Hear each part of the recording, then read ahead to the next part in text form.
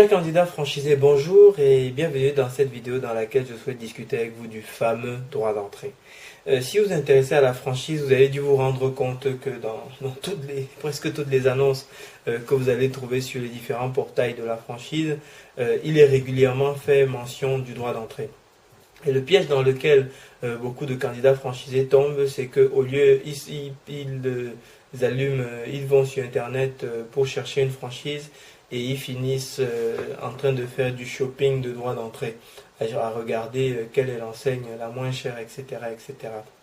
Alors dans cette vidéo, je souhaitais traiter ce point avec vous de façon, ou en tout cas vous donner un éclairage sur le traitement du droit d'entrée, parce que je vois trop de franchisés qui, tous les jours, qui font le mauvais choix et posent les mauvaises questions parce qu'ils n'ont pas compris ce que c'était la franchise.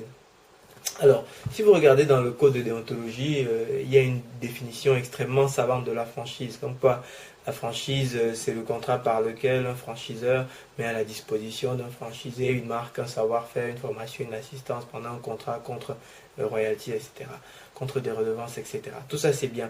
Mais pour vous, ce qui compte, c'est que la franchise soit la duplication d'un succès avéré. Ça, c'est la première étape. C'est-à-dire que quand vous cherchez une franchise, dites-vous la chose suivante.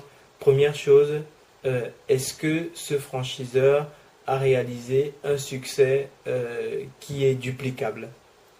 Si la réponse est oui, alors il y a franchise. Si la réponse est non, alors il n'y a pas franchise. Donc ça ne sert à rien de continuer la relation avec lui. Donc ça, c'est la première étape.